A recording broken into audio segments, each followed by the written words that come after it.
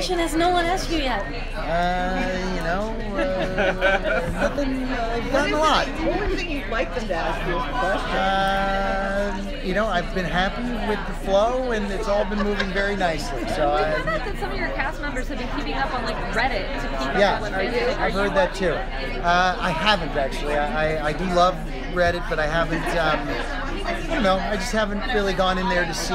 We've also been working too, so I haven't really had the opportunity to do any real surfing or investigating in that particular area. So it's been good, and I feel like I have a fairly decent handle on going, you know, what the relationship is between me and Elliot, and I'm just excited for it to continue to unfold and for people to discover it themselves. Have you been keeping up with any of the fan theories with your cast members, even outside of that? Fan theories with the Rami and Carly and Portia and those guys. The new one is that Elliot's actually in a prison for a hospital now. That's creative. Interesting.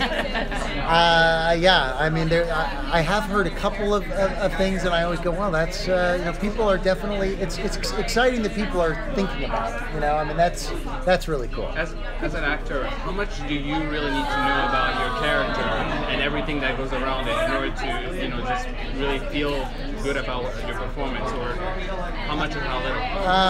Well, I think as much as possible. I think I function better with information, of course, and I've been very fortunate with Sam Esmail. He's been very open in sharing things with me, and feel very in the loop about, you know, what's going on and what's happening, and I have really from day one. You know, he really has been.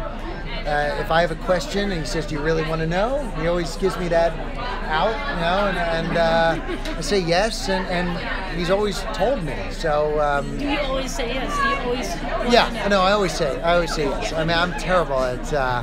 I need to know. I need to know because it also, like, particularly even with the first season, if I didn't know what the final scenario was and what the relationship was between these two guys, it would have certainly lost I think a layer of depth that otherwise wouldn't have been there. So you know, because just knowing that ending, not that I want to spoil anything, it just made me want to take Elliot more under my wing and be a little bit more protective. What character development for you as an actor most excited you and most surprised you? Certainly, you know, after doing episode 9, I didn't really know of season 1. You know, I really didn't know where we were going to go after that because Sam was still writing, or the scripts were still coming in week to week, so I didn't know what was going to happen.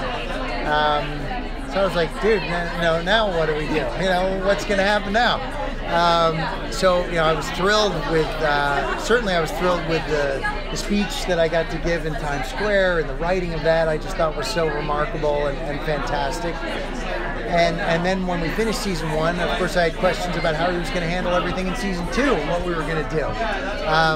But, you know, he calls us after he's sort of broken what the idea for season 2 is going to be, and talked to me for about an hour and a half about what the whole journey and arc was going to be, and laid it all out for me, and I had many visceral reactions, and was thrilled, and I just couldn't wait to get back in there and have some good convos with my son.